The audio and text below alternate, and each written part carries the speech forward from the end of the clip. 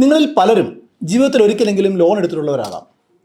Loan close ചെയ്യുന്ന സമയത്ത് ചില കാര്യങ്ങൾ പ്രത്യേകം ശ്രദ്ധിച്ചില്ല എങ്കിൽ ഭാവിയിൽ ഒരുപാട് പ്രശ്നങ്ങൾ ഉണ്ടാകാൻ അത് കാരണമാകും.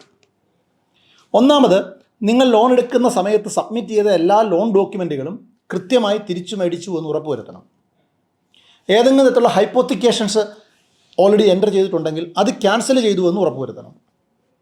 കൂടാതെ നിങ്ങളുടെ ലോൺ ക്ലോസ് ചെയ്തു എന്നതിൻ്റെ ഒരു സർട്ടിഫിക്കേഷനായി ഒരു ലോൺ ക്ലോഷർ സർട്ടിഫിക്കറ്റ് എന്നൊന്ന് ബാങ്കിൽ നിന്ന് വാങ്ങി സൂക്ഷിച്ചു വെക്കേണ്ടതുണ്ട്.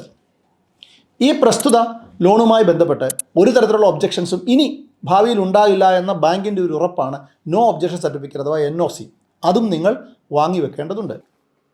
നിങ്ങളുടെ ലോണുമായി ബന്ധപ്പെട്ടുള്ള സകല ലൈബിലിറ്റികളും അടച്ചു തീർത്തുവെന്നും ഇനി നിങ്ങൾക്ക് സീറോ ലൈബിലിറ്റി ആണെന്നും സാക്ഷ്യപ്പെടുത്തിക്കൊണ്ടുള്ള സീറോ ലൈബിലിറ്റി സർട്ടിഫിക്കറ്റ് ബാങ്കിൻ്റെ കയ്യിൽ നിന്ന് വാങ്ങി വെക്കണം.